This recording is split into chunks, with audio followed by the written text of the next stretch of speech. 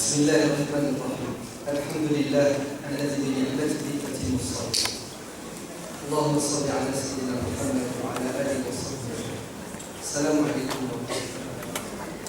Si ma mémoire est bonne, on m'a dit d'intervenir sur le prophète Youssouf alayhi salatu wassalam. Oui, si vous lisez le Coran, vous allez être étonné par le fait que plus d'un tiers du Coran est fait d'histoire, de contes. Coran, 600 pages, 200 et quelques pages sont des histoires.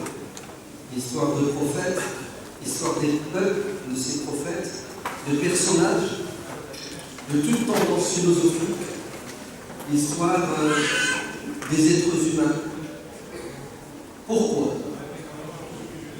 Parce que l'être humain ne peut pas se projeter dans l'avenir s'il ne se tourne pas vers son passé pour tirer des leçons de ce qui est arrivé aux hommes.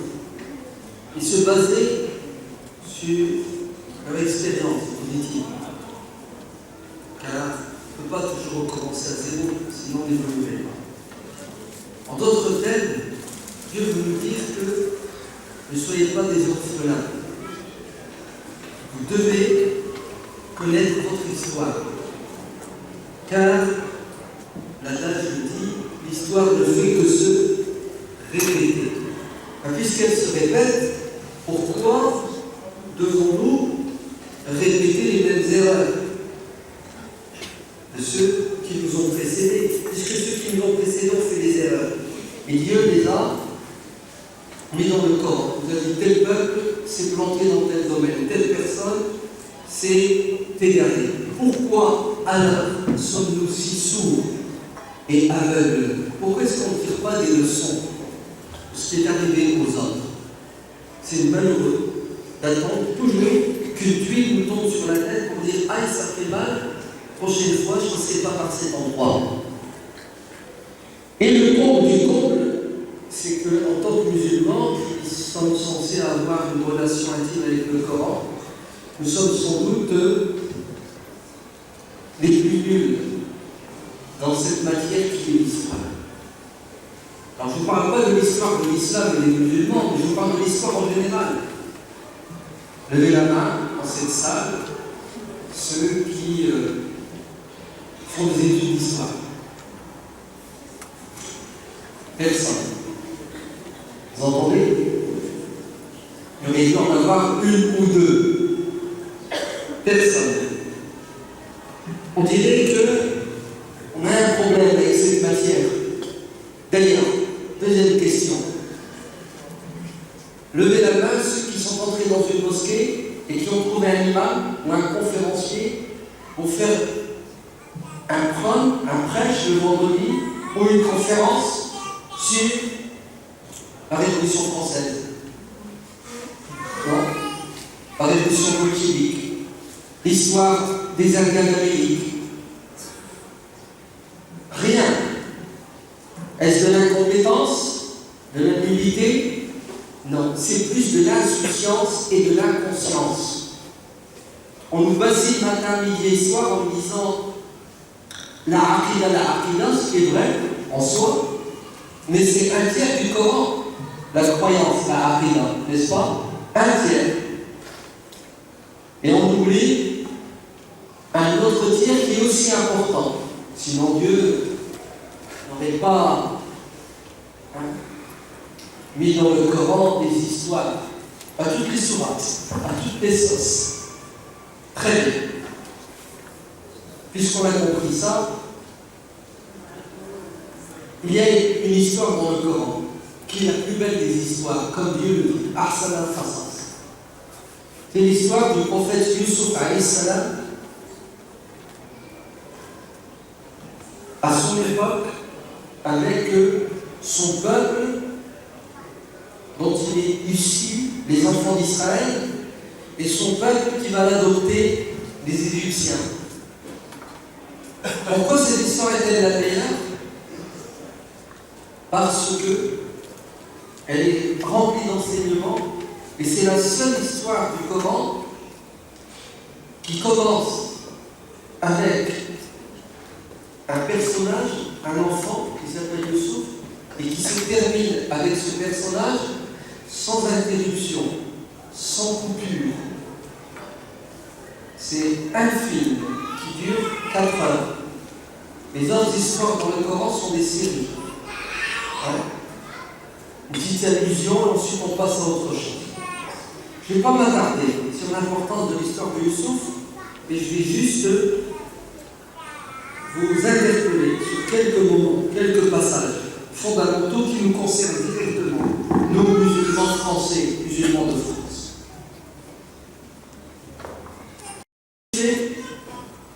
Youssouf alayhi salam est jalousé par ses frères.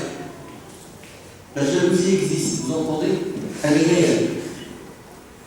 Cette jalousie les aveugle, si bien qu'ils sont capables de comploter pour l'assassiner.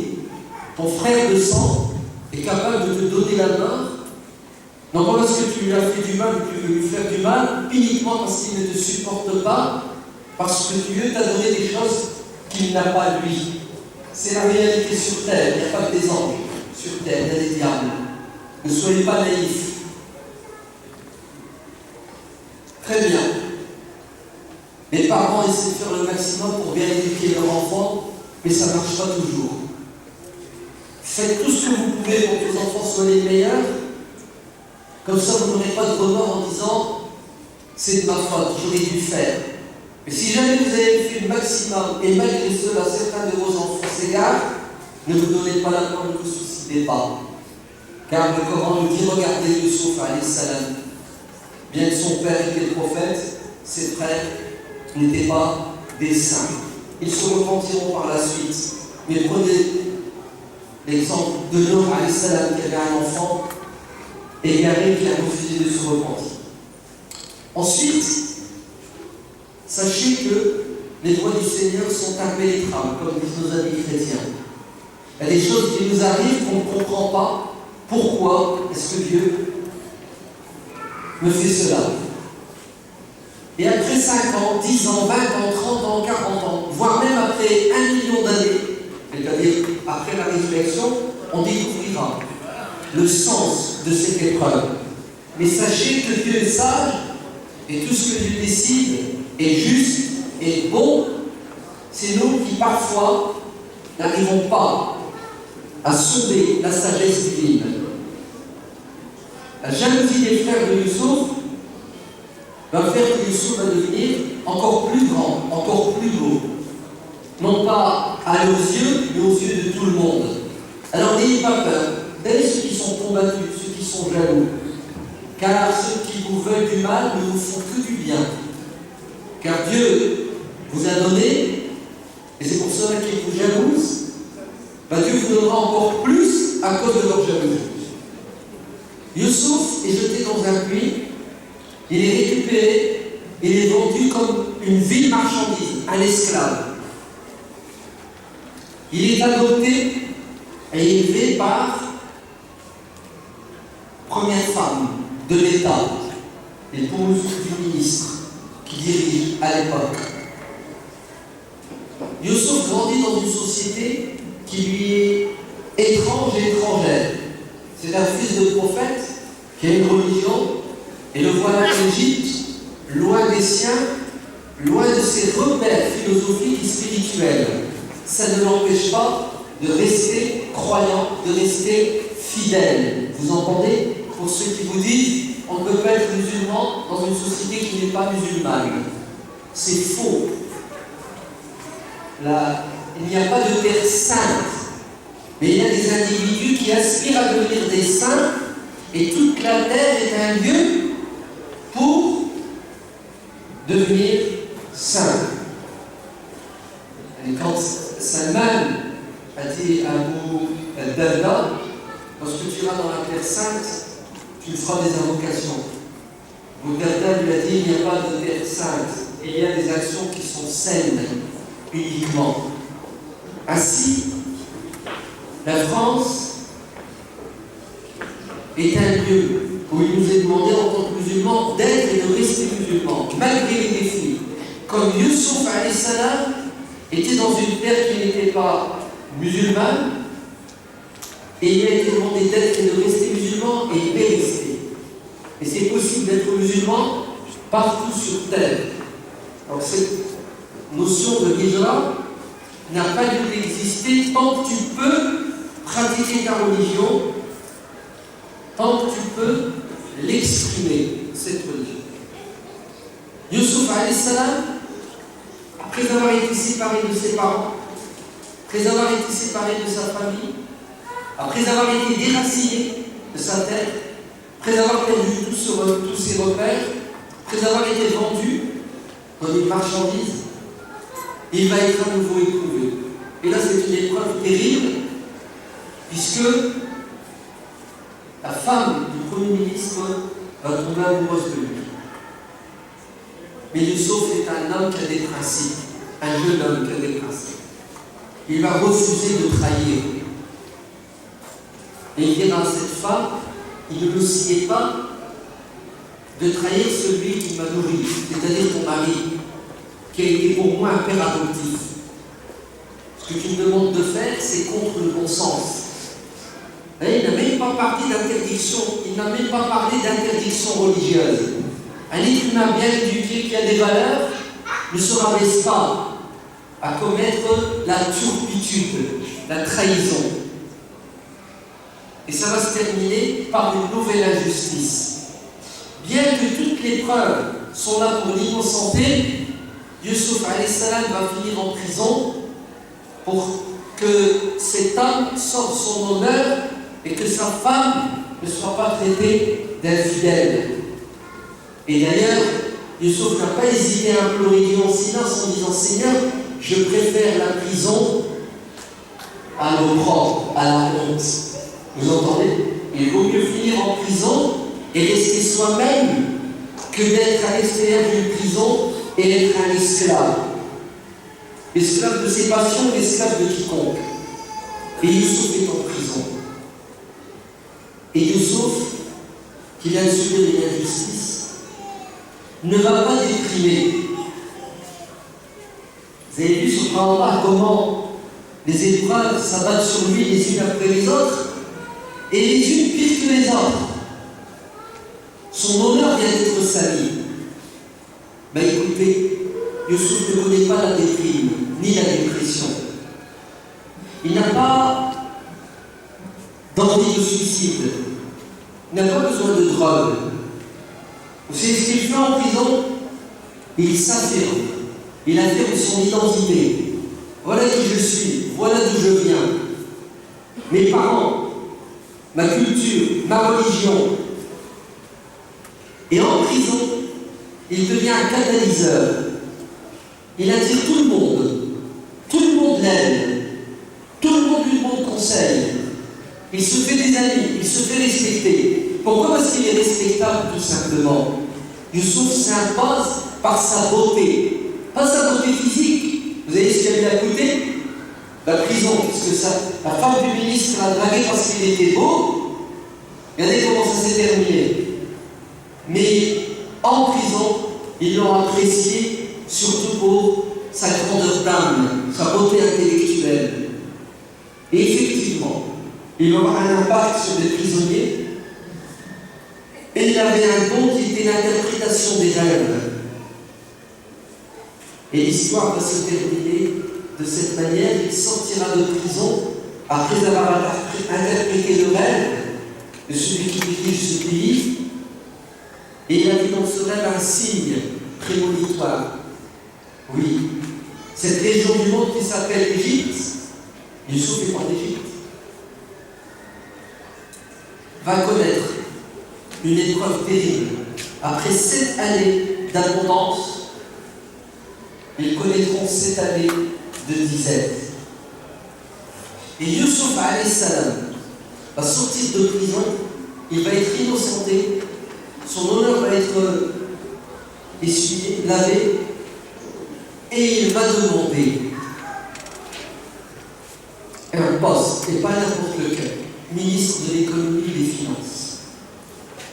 Pourquoi est-ce que Youssouf s'engage dans le champ politique?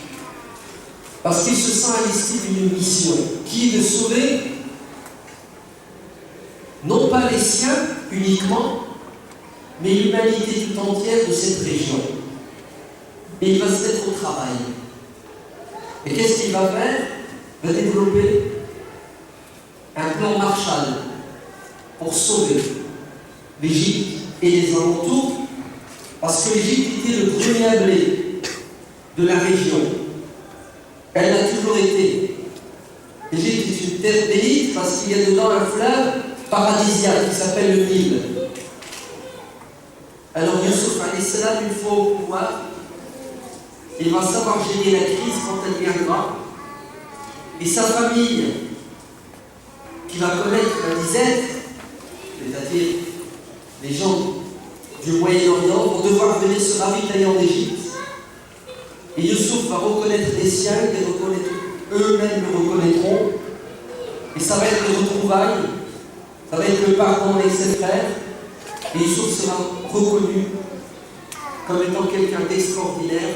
En tout cas, la jalousie de ses frères ne lui a causé aucun tort, bien au contraire.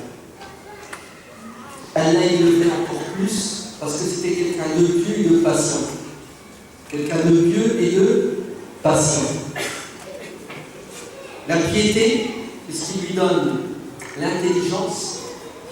La patience, c'est ce qui lui permet de réaliser ses projets. Très bien. Allons-y maintenant. Cette histoire, pourquoi est-ce qu'elle est dans le Coran? Elle est dans le Coran pour nous, musulmans de France aujourd'hui. Et chaque communauté musulmane, à chaque époque, à chaque milieu, pourra s'identifier à l'histoire de Youssouf. Identifions-nous à Youssouf. Nous sommes musulmans, nous sommes dans une société qui ne se revendique pas musulmane. La société française ne se revendique pas musulmane. Mais nous, en tant que musulmans, nous pouvons la qualifier de société musulmane dans certains domaines. N'y a-t-il pas de la liberté en France? N'y a-t-il pas de la justice en France? N'y a-t-il pas de l'égalité en France? En France, ne sommes-nous pas comblés au niveau matériel, au niveau intellectuel? Dites-moi, c'est quoi l'objectif de l'islam, si ce n'est que de réaliser tous ces projets? La justice sur terre, la fraternité entre les êtres humains, la solidarité. C'est pour ça, lorsque certaines personnes disent « Oh non, la France n'est pas musulmane, la société française n'est pas musulmane », sont des gens qui tiennent des propos essentialistes. C'est exagéré, c'est pas vrai. C'est pas noir ou blanc. En France, il y a plus d'islam que de non-islam. Même si la langue de la France n'est pas l'arabe, et la religion de la France n'est pas le Coran et la Sunna. Mais l'esprit de l'islam est en France. Car ceux qui ont fondé la France et ceux qui la dirigent ont un souci qui est de permettre à tous les citoyens de vivre dans la paix, dans la justice, dans l'égalité, dans le bien-être. Alors on n'est pas d'accord avec certaines choses, c'est normal, parce que le propre de l'être humain, c'est la divergence. C'est vrai qu'il y a certaines lois, certains fondements philosophiques qui sont contraires à notre religion. Mais en tout cas, sachez que globalement, la France est musulmane parce qu'elle a tendance à tendre en permanence vers la réalisation des objectifs islamiques, la justice, la paix, la miséricorde. À l'inverse, la plupart des pays musulmans ne sont pas musulmans et ne respectent pas l'islam. Parlons d'Égypte, puisqu'on est en Égypte. Le peuple égyptien est à 98% musulman, mais la société égyptienne trahit l'État égyptien, trahit l'islam 24 heures sur 24. Alors Égypte, vous allez voir des injustices. vous allez voir le désordre, le chaos. Regardez ce qui vient de se passer en Égypte. Un coup d'État contre la liberté, contre la volonté du peuple. Ben, croyez-moi que la France est 100 fois plus musulmane que l'Égypte dans son domaine. Donc, primo, il faut rendre à César ce qui est à César et être reconnaissant. Et s'il y a des choses qui ne vont pas dans notre pays, il faut les améliorer. Ce n'est pas on renie ses parents parce qu'ils ont des défauts. La France est notre pays, avec ses qualités, ses défauts. Préservons les acquis et essayons d'améliorer ce que nous estimons être amélioré. Seconde, Youssouf alayhi salam, quand il est arrivé en Égypte, il n'a pas cherché à fuir, il n'a pas cherché à retourner en Palestine.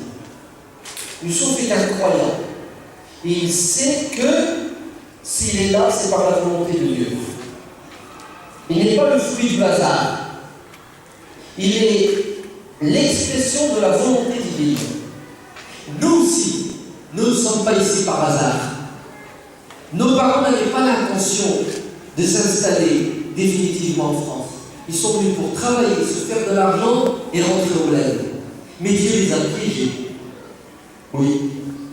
Via le patronat français, qui a fait pression sur nos politiques pour voter une loi qui s'appelle le regroupement familial, et nos parents ont ramené leurs femmes et leurs enfants, et celui qui a une femme et des enfants s'enracine obligatoirement. Vous entendez? Et nous sommes nés en France, la deuxième, troisième, quatrième génération. Pourquoi? Parce que Dieu veut que l'islam soit une religion universelle. Et elle est universelle dans la théorie et dans la pratique. Elle l'est aussi, puisqu'il y a des musulmans partout, et ces musulmans sont censés, écoutez bien, être les ambassadeurs de l'islam, afin que l'humanité tout entière soit au courant qu'il existe une religion qui s'appelle l'islam, qui est la religion de Jésus, la religion de Moïse, la religion d'Abraham et de tous les prophètes. Et ce n'est pas la religion des Arabes. Nous sommes l'expression de la volonté divine. C'est pour ça, quand les musulmans disent « Oh non, on n'est pas chez nous, on doit rentrer, on doit retourner », ils disent déjà n'importe quoi, ils sont chez eux, ils ne peuvent pas rentrer ni retourner parce qu'ils sont jamais venus d'ailleurs. Et troisièmement, prenez Youssouf comme exemple. Youssouf n'a pas cherché à partir, ni à rentrer. Il est chez lui. Pourquoi il est chez lui, Youssouf? Parce que Youssouf se sent investi d'une mission. Il a un objectif à réaliser en Égypte. Et c'est ça le problème de nos jeunes musulmans. Pourquoi ils ne se sentent pas chez eux? Parce qu'ils pensent qu'ils sont en France pour vivre, survivre. On a résumé notre raison d'exister en France au matériel. Ouais. Au matériel, tout simplement. Il fait bon vivre en France, n'est-ce pas? On n'a pas de problème matériel, donc on vit en France. Si effectivement vous pensez comme ça, vous allez vous déplacer au gré des conditions économiques. Mais le musulman, c'est pas ça son objectif. Son objectif, c'est quoi? C'est d'adorer Dieu là où il est. Et parmi les actes d'adoration, écoutez bien, parmi les actes d'adoration, c'est d'exprimer sa manière de penser, d'être. C'est de parler de sa religion. Oui, nous le disons, et nous n'avons aucune gêne à le dire. L'islam est une religion prosélyte. Comme toutes les philosophies sont prosélytes. Le communisme est prosélyte, le socialisme, toutes les philosophies, toutes les religions politiques sont prosélytes. Chacun cherche à attirer l'autre dans son camp parce qu'il pense avoir la vérité. Nous pensons que l'islam, c'est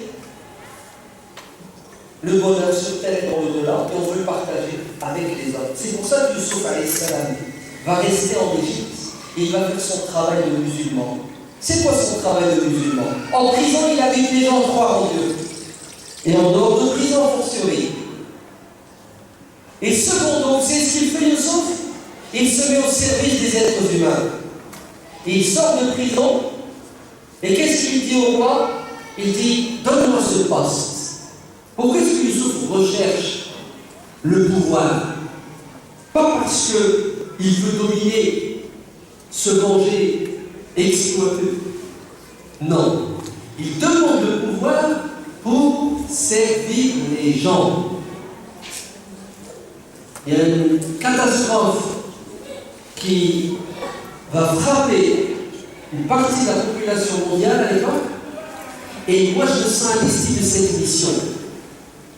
Je suis envoyé par Dieu pour faire des heureux. Et regardez comment Youssouf alayhi salam va développer cette stratégie. 7 ans de production intense, d'économie, de réserve, pour surmonter les 7 ans de difficultés. Et grâce à Youssouf alayhi salam, des millions d'êtres humains ne mourront pas de faim. Et la majorité de ces gens que Youssouf a préservés du malheur ne sont pas musulmans. Ils ne sont pas musulmans. Et le musulman a pour mission de sauver tout le monde.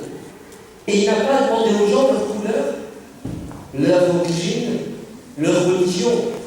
Il tend la main à tout le monde et il donne sans compter, parce qu'avant de donner aux gens, il donne à Dieu. Voilà. Si vous pensez comme Youssouf alayhi salam, vous allez être épanoui là où vous êtes, parce que là où vous êtes, vous vous sentez investi d'une mission et vous essayez d'accomplir cette mission de la meilleure façon. Et qu'est-ce que vous faites? Vous vous engagez et vous donnez sans compter. Vous vous engagez et vous donnez sans compter. Mais si vous êtes un égoïste, matérialiste, vous allez courir après votre bien-être personnel et individuel et vous serez loin du corps. Alors, soyons tous des Youssouf. Nous le sommes déjà en partie.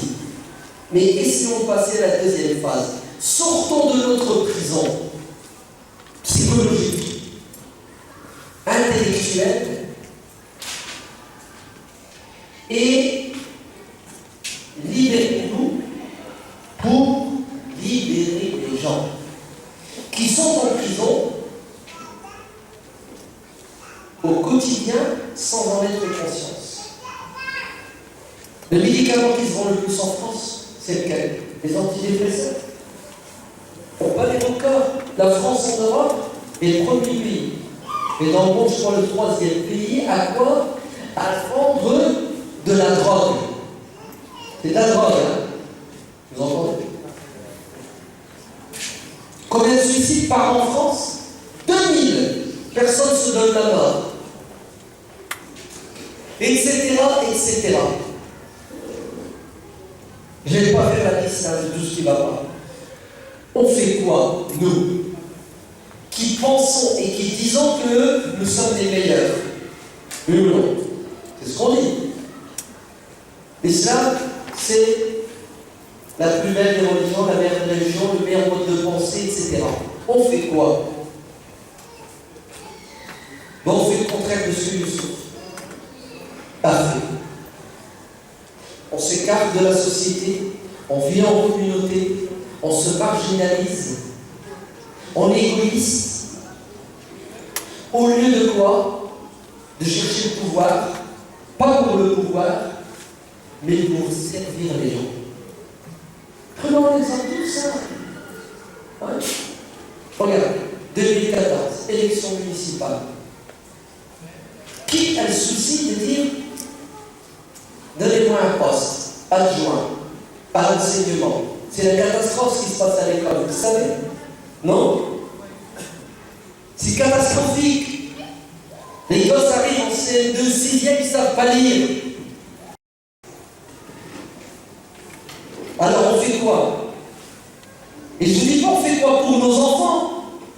C'est évident, mais on fait quoi pour les nôtres et pour les autres?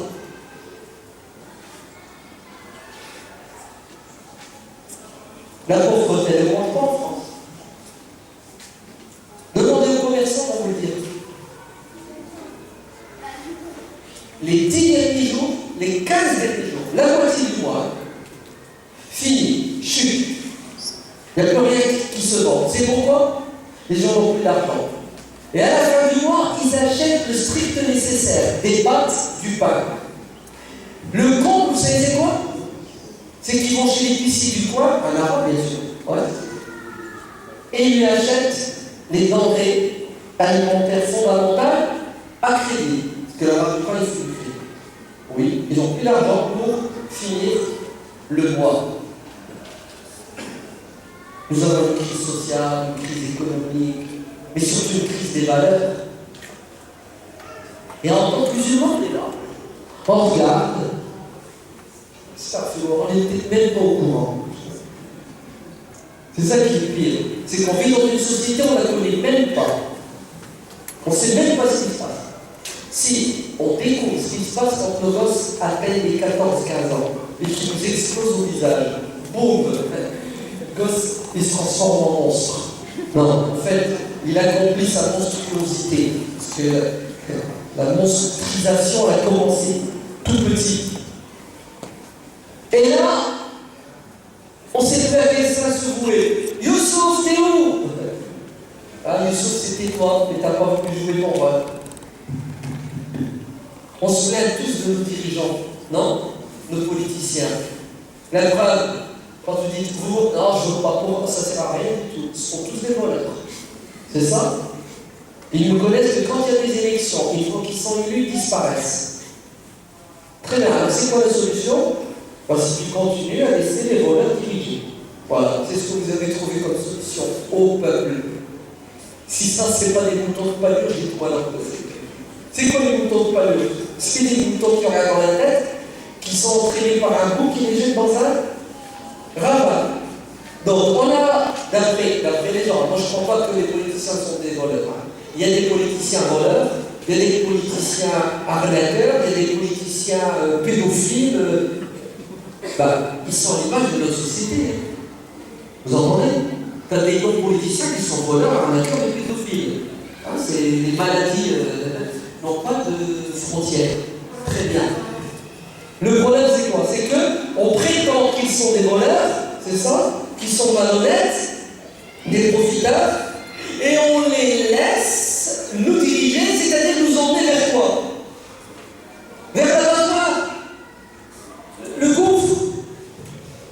Vous n'avez pas vu? Chaque changement de gouvernement, la première des choses que fait le ministre de l'Éducation, je vais faire une nouvelle. Je ne sais pas comment ils font, ils sont trop forts. Voilà. Tous les 5 ans, ils sortent une charte, une nouvelle méthode. Les résultats, c'est de pire en pire. Et tout ça, vous êtes témoins. Résultat, personne ne bouge. Personne ne bouge. Personne ne veut sauver les autres.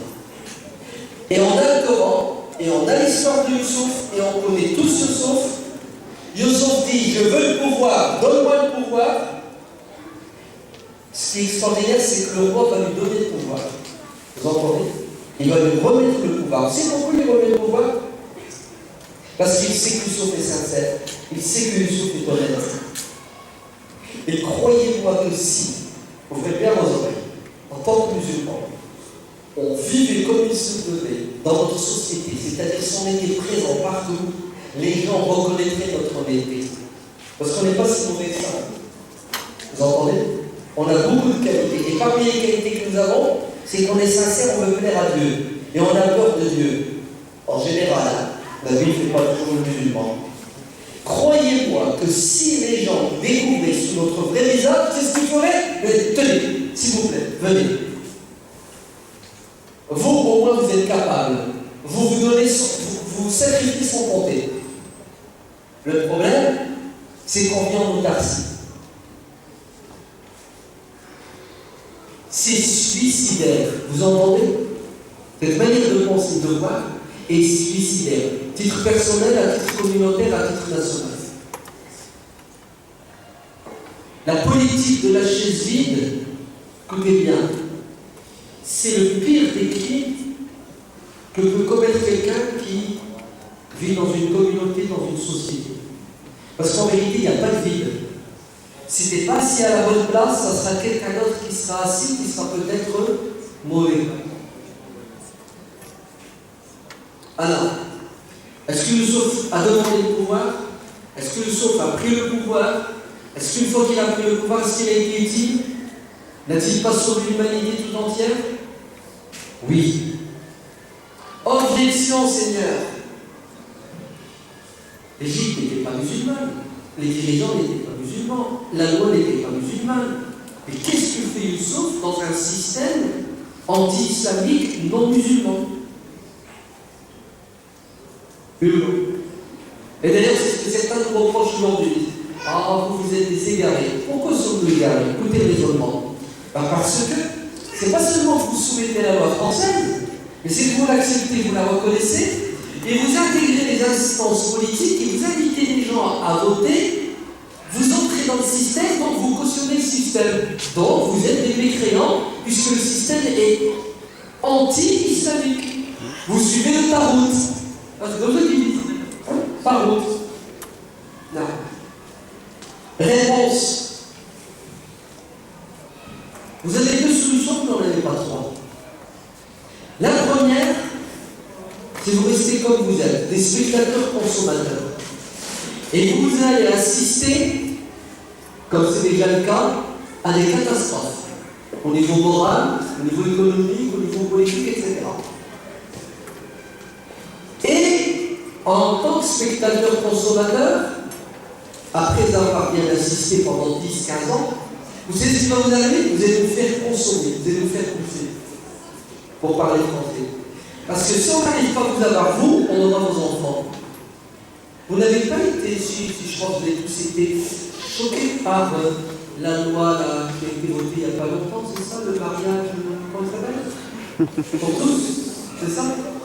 Non, c'est le mariage pour les homosexuels, pas pour tous.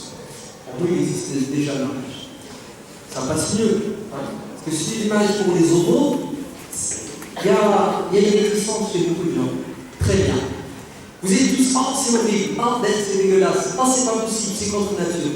Très bien.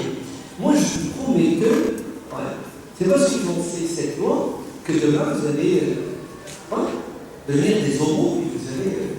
Non? Levez la main ceux qui ont décidé de se convertir. Regardez, zéro. C'est ça, ça vous fait même rire ce que je suis en train de dire. Ben, je vous annonce quelque chose. Ils voient loin. Qu'est-ce qui va se passer dans 30 ans? Vos gosses, vos enfants. Oui, vos enfants. Mes petits-enfants. Bien sûr. On prépare les mentalités. Ce qui est aujourd'hui inconcevable, dans 30 ans, il le sera. Ce sera naturel et normal. Comme il y a 40 ans, en France, l'IVG était interdit, interruption volontaire de grossesse. N'est-ce pas? Mais il y a 40 ans en France, une fille faisait tout pour rester vierge, un garçon aussi. Et ils se mariaient. Mais c'est ce qui s'est passé en 1968. On a fait sauter le verrou de la morale chrétienne. Vous entendez? Et on l'a remplacé par l'immoralité, qui veut que l'être humain est libre et doit faire ce qu'il veut. Résultat, on tue aujourd'hui des dizaines de milliers d'enfants dans le ventre de leur mère. Et aujourd'hui, il y a des filles qui accouchent à 14-15 ans. Quant à la sexualité, elle commence plus après la puberté, elle commence bien avant. C'est une catastrophe. Vous êtes bien d'accord, les homosexuels? Ben voilà, c'est le travail de mai 68. Aujourd'hui, le boulot là, l'homosexualité, etc., vous allez voir les résultats sur nous musulmans, pas sur nos concitoyens non musulmans qui en majorité, malheureusement, ont accepté. Il reste que les astérix chrétiens qui nous ressemblent, qui essaient de tenir. Mais nous, musulmans, qui sommes plus plus moraliste. Ouais. Dans 40 ans, nous allons rejoindre les rangs. Ouais. Et tout ça à cause de qui? À cause de nous aujourd'hui. À cause de nous. Nous qui sommes des spectateurs. On ne veut pas sauver. On ne veut pas sauver notre peau et celle de nos enfants et de nos petits-enfants, et on ne veut pas sauver la peau des autres. Youssouf, alayhi salam, il aurait très bien pu sortir de prison et rentrer chez lui, en Palestine, chez son père et sa mère, et dire « Maudit soit l'Égypte ». Regardez la justice que j'ai subie en Égypte. Combien d'années j'ai passé en tôle à cause de ses dirigeants politiques, à cause du ministre, à cause du roi, à cause de sa femme. Alors j'ai jamais fait un mal. Youssouf est resté. Youssouf va sauver tout le monde. Nous sommes, vous voulez bien vos oreilles. Et demandez aux chrétiens pour vous le dire. Hein, le dernier rempart moral, éthique, contre la destruction de notre pays. Parce que la France d'aujourd'hui n'est pas la France d'il y a 50 ans. Oui, les chrétiens nous disent vous êtes les seuls à résister. Alors bougez-vous.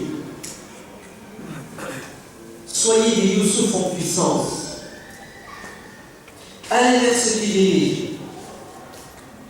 Apportez-leur du soutien quand ils sont justes. Et s'ils sont injustes, combattez leur injustice. Impliquez-vous dans votre société, à tous les niveaux, et entre autres au niveau politique. Et ne dites pas ça sert à rien. Qui dit ça sert à rien? L'égoïste qui ne veut pas faire d'efforts, le pessimiste qui ne croit pas qu'il a une mission à accomplir. Youssouf alayhi salam a sauvé le monde. Regardez les étapes par lesquelles il est passé. Il a mis combien de temps pour sauver le monde? 40 ans. Vous avez vu tout ce qu'il a subi? On ne change pas les choses du jour au lendemain. Mais celui qui croit qu'il est capable de changer les choses atteindra son objectif à court, moyen et long terme. Si ce n'est pas lui, il aura commencé le travail, il aura déboursé pour ses enfants et pour ses petits-enfants. Soyons des pionniers. Ouvrons le chemin. D'autres viendront le continuer. Et c'est possible, si on veut. C'est pas la fin du monde. Vous entendez? Demain, ni après-demain. C'est pas vrai. La fin du monde, on ne la connaîtra pas. Nous avons encore devant nous des moments de bonheur et de bien-être. La fin du monde, c'est le jour où tu ouvriras tes yeux sur ta petite famille et tu verras qu'elle aura été détruite. À cause de quoi? À cause de notre société, mais surtout à cause de notre manque d'engagement. Seul, vous n'arriverez pas à vous en sortir. Le système, il est trop fort. Il faut travailler et faire du partenariat avec toutes les bonnes volontés. Et il y a beaucoup de bonnes volontés dans notre société. Mais il faut aller vers les autres. Il faut faire le pas. Ce qui se passe aujourd'hui, c'est qu'on est en train de nous neutraliser. Certains sont en train de tout faire pour que nous restions dans notre prison psychologique et intellectuelle, en nous faisant croire que nous sommes les mal aimés, que personne ne veut de nous, et que nous ne sommes pas chez nous, et que nous devons à tout prix déménager. Oui, c'est une stratégie de la part de certaines personnes que l'on dérange, pas parce qu'on leur veut du mal, mais parce que nous portons une idéologie qui est utile, qui est bonne pour tout le monde. Et c'est vrai que ça dérange certaines personnes. Mais oui, ah oui, ceux qui prônent le contraire de l'éthique, de la morale et de la justice, ne peuvent pas nous applaudir. Alors bougez-vous, Allah va faire comme soyez des Youssouf. Vous êtes chez vous, à vous d'assumer vos devoirs. Juste pour vous donner une note d'espoir, parce que l'espoir fait vivre. Nos frères sont en train de mourir en Égypte, en Syrie et ailleurs. Par milliers, par centaines de milliers. Vous savez pourquoi? Pour jouir de droits qui sont pour nous aujourd'hui des acquis. La liberté d'expression, la liberté de réunion, la liberté de circuler, la liberté de penser, la liberté de choisir ses dirigeants. Vous avez entendu? Ils meurent par milliers. Qu'est-ce qui s'est passé en Égypte là? Ils se sont fait canarder. Vous savez, les gens qui sont morts, la plupart, ne sont pas des gens qui ont des problèmes économiques. Ce sont des médecins, des profs, des ingénieurs. Bien sûr, les islamistes en Égypte là, qui manifestent pour la liberté, ce ne sont pas. C'est pas le tiers-état. Hein? Ce n'est pas le tiers-état. C'est vraiment la classe moyenne qui a compris qu'elle devait prendre soin des petites gens. Vous vous rendez compte? Ils sont restés debout devant les chars, devant leurs bourreaux, et ils se font tuer. Écoutez bien, ils tombent les uns après les autres. Ils ont tous des femmes et des enfants. Certains avec leurs femmes et leurs enfants, qui elles aussi se font tuer. Vous savez pourquoi? Moi, c'est un truc qui m'a rendu malade. Quand il y a eu tous ces massacres en Égypte, j'ai dit, mais c'est pas possible. Qu'est-ce qu'il fait là, lui? Il est prof à la fac. Il a un bac plus 30. Oui, ils sont des profs. Au niveau des facs, il est sur la place en à Adawiya, il se met debout et il se prend une balle. Qu'est-ce qu'il fout là? Il y a un problème, lui, il vient. C'est impressionnant. Parce que vous n'avez pas la liste de tous ceux qui sont tombés martyrs. Encore aujourd'hui, ils sont des milliers en prison. C'est que la crème de la société égyptienne. Vous entendez, la crème de la société égyptienne. Et ils sont tous en prison, où ils sont tous martyrs, où ils sont tous blessés. Et ils vivent tous maintenant dans la clandestinité. Et je ne vous parle pas de toutes les autres. Pourquoi est-ce qu'ils font tout ça? Vous savez si c'était moi? Parenthèse. On a dit, mon fils, moi, je rentre chez moi, je continue mon petit train de vie. Vous avez des polices qui parlent. On n'a pas le droit de parler comme ça. Celui qui a le Coran et qui a compris le Coran, il ne peut pas parler comme ça. Vous savez qu'est-ce que leur ont dit les dirigeants? Ils leur ont dit, n'ayez pas peur. Si vous devez mourir, vous mourrez ici ou chez vous. Ouais, c'est écrit, leur on doit mourir. Vrai ou faux? Donc, si il est écrit que tu dois mourir le 14 août à 6h du matin, tu mourras dans ton lit ou dans la place Rabi'a al-Adawiya. Dans la place Rabi'a, tu mourras avec une balle ou un char qui t'écrase. Dans ton lit, tu mourras d'un AVC ou d'une crise cardiaque. Le résultat est le même? Non, il n'est pas le même. D'un côté, tu es mort martyr, de l'autre côté, tu es mort comme tout le monde. Qu'est-ce qu'ils font là-bas? C'est incroyable. Pourquoi tous ces sacrifices? Qu'est-ce qu'ils veulent? Il y a des imbéciles qui disent qu'ils veulent le pouvoir. Comme si c'était un péché de vouloir le pouvoir. Youssouf n'a pas le pouvoir. Non. Et ceux qui les tuent, veulent aussi le pouvoir. Le problème, c'est pas de vouloir le pouvoir, c'est pourquoi tu veux, dans quel but? Très bien. Pourquoi est-ce qu'ils veulent le pouvoir? Pour s'enrichir. Et ils n'ont pas de problème. Et s'ils veulent encore plus d'argent, ils viennent en France ou aux États-Unis et ils vont diriger des labos et ils seront millionnaires. Et c'est le cas d'ailleurs. Pour des milliers, des centaines de milliers de cerveaux islamistes dans le monde entier qui dirigent les facs, qui dirigent tous les centres nerveux. Qu'est-ce qu'ils font à Rabi'a al-Adawiya? Vous savez qu'est-ce qu'ils font? Ils répondent à une invitation. Dieu nous a invités à faire des sacrifices et à se sacrifier. Il n'y a rien de gratuit. أم حسبتم أن تدخلوا الجنة ولما يعلم الله الذين جاهدوا منكم. Vous rêvez si vous croyez que vous allez entrer au paradis. Tant que vous n'aurez pas fait des efforts, vous n'irez pas au paradis. Pas des efforts pour toi. Ça, c'est évident que tu fais des efforts pour toi. Des efforts pour les autres. Tant que tu ne te sacrifieras pas pour les autres, pourquoi tu veux que Dieu te serve? Serve les gens et Dieu sera au service. Alors, je ne vous ai pas demandé de sortir pour vous prendre une balle en France, vive la liberté. Je vous ai juste dit d'arrêter de regarder la télé, de perdre votre temps sur Internet et le téléphone et engagez-vous dans votre société comme Youssouf s'est engagé. Et vous allez sauver votre peau, celle de vos enfants et celle de vos concitoyens. Si vous ne bougez pas, on va tous crever.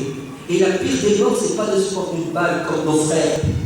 La pire des morts, c'est d'être vivant et de voir ses enfants pédophiles, homosexuels, drogués, voleurs, violeurs, et j'en passe, les cancers de notre société. Ici, je suis pressé. En tout cas, félicitations, continuez.